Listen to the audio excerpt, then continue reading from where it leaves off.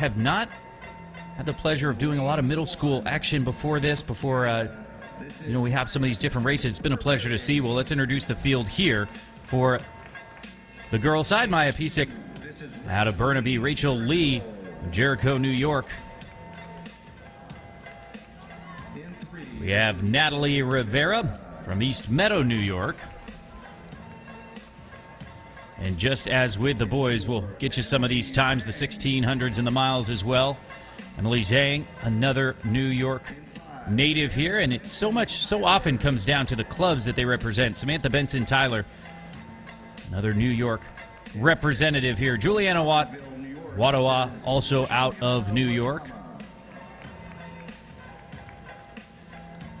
And she is the national leader in the 1600. Gianna Mori of Farmingville, New York.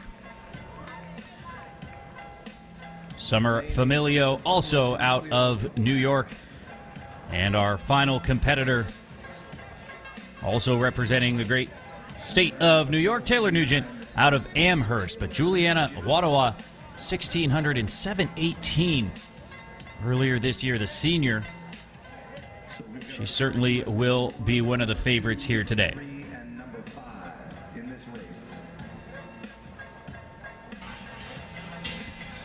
Handful of athletes from the state of New York, and then the one Canadian making up this field. So might as well call it the New York State Championships, and then you throw in one Canadian to mix it up.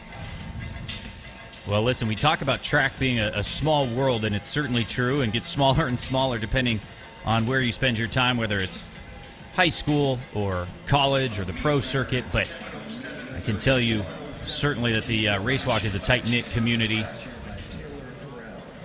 Handful of names that have been so supportive of this side of the sport over the years. Tim Seaman, multiple-time Olympian and U.S. champion, among others. I believe he's still the coach out of Cuyamaca College, East County, San Diego, where I hail from.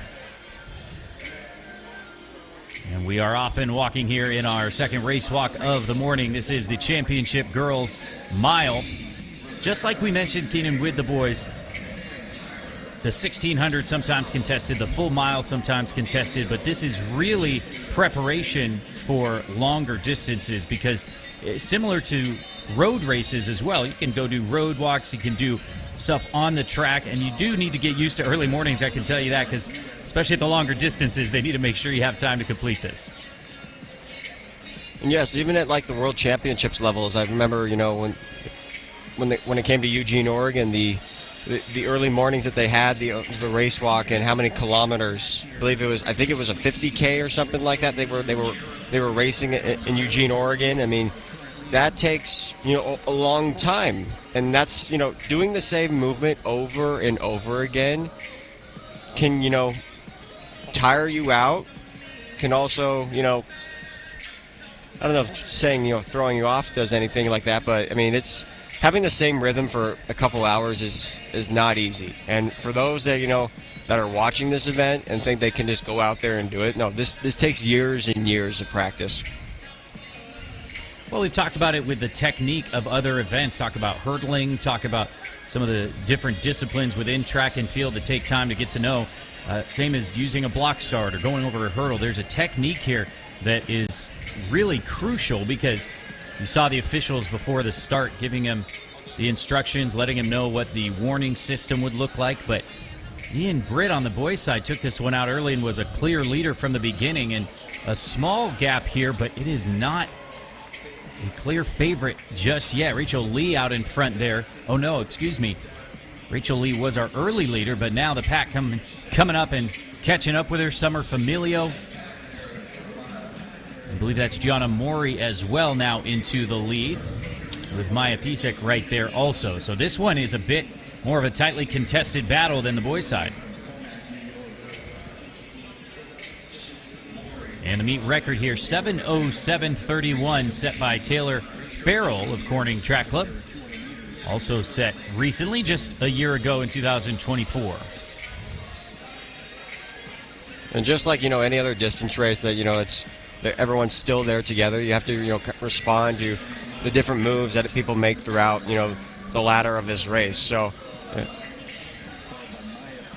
as they continue to go on through the next 200 meters or so. Who's the one that starts to pull away, and then who's the one that responds and tries to stay in contact with them.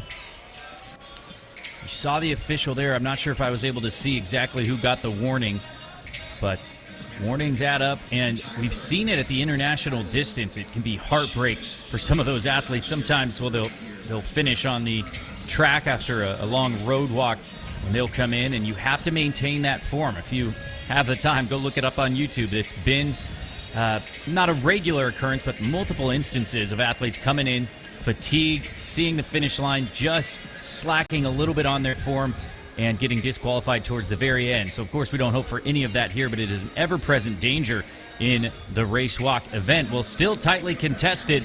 Mori out in front. Gianna Mori leads the way here after a 1:53 first lap. The other thing to keep in mind is a lot of people think this is all they do for their athletic careers. Well, no, a lot of them actually do compete in cross country as well. They actually do run instead of walk, and so there's that that urgency to, when you're getting close to the finish line, you want to be able to sprint to the line. Well, that can't happen because then you get automatically disqualified, of course. Well, and fitness still matters. We've been talking about the technique, but so much of this is fitness, and as you said, that fatigue that sets in really unique ways. I talk about this in the 400-meter hurdles versus the 400. Yes, it still hurts, but it hurts in a different way. So there's different challenges when you're doing the Racewalk event versus just running an open mile. But I even have to give my little anecdote here. As I mentioned, I went to Azusa Pacific NAIA school, and there was a Racewalk being contested one morning early before the event started at our just a regular season invitational. And one of the girls on our team had been a racewalker in the past, and I used to ask her all these questions about it, and I think maybe like a lot of people, I thought, this can't be as hard as they're saying, right? Keenan, I jumped in to that racewalk just to find out. I made it one lap. My hips were on fire, and I was a collegiate hurdler. I mean, I wasn't great, but I was in pretty decent shape, and boy, this just lit me up. So I have certainly a respect for this event because it is a difficult one. We've got a good race developing here. Nice response here. I believe this is our lone Canadian, Pysek. Mori was just about, looked like had about maybe a 5-10 meter lead at the bell, or at the last lap, and then Pysek was able to take full control over here the last 200 meters or so, and now less than 400 meters to go. It's a championship's on the line, so the pressure's on between these two, and really it's just going to be these two battling out. Maybe third makes their way up here towards the end of the race, but it's all coming down to the Canadian Pysek and then Mori from Farmingville. Gianna Mori was our indoor 1 mile champion. She would love to take this outdoor title as well and sweep it, just like Britt was able to do. But that gap is growing, and Maya Pisek with a very strong move, and the same things apply that we talk about in the distance races. Make a move, make it confidently. Try to break your opponent and open up a gap here, and Maya Pisek doing so well to move past the indoor champion.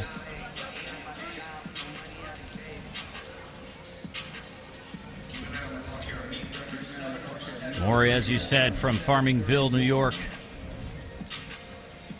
went 7:15 indoors in this full mile distance. So very, very quick personal best has Mori. But this looks like it is going to be Maya Pisek's championship to lose here. Coming into the home stretch for the final time. It's going to be a very quick time.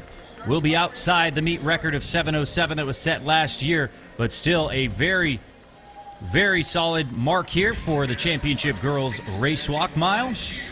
Maya Pisek, as you said, coming down from Canada here to Philadelphia, and she will take the title ahead of the indoor champion, Gianna Mori, who will cruise in for second. Maya Pisek, 7:16.63 ahead of Mori, 7:23.32. It's still one of her quickest times, and a fine race from her. But Maya Pisek gets the win out of Burnaby, BC, 7:16.63. And if you look at her splits, she cut down a lot throughout that entire race. Opened up with a 1 minute 53 second opening split, then went down to 149, 148, and then kicked in 145. So that was a nice strategic type of race for her. Kind of get the feel of what the race is going to look like the first couple of laps, and then start making that cut down in the ladder.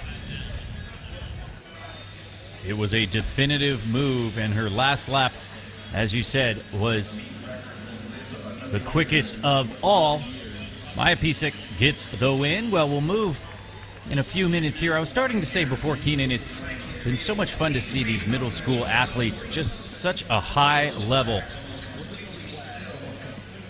And next up will be some of those middle schoolers. But quickly, we will take a moment and kick it downstairs. We're going to hear from our boys championship racewalk miler, Ian Britt, downstairs. Let's have a word.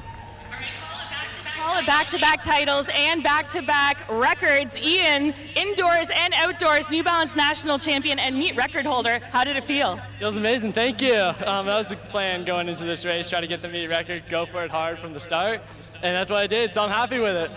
All right, so I know that most people would love to run as fast as you can walk. When did you start race walking?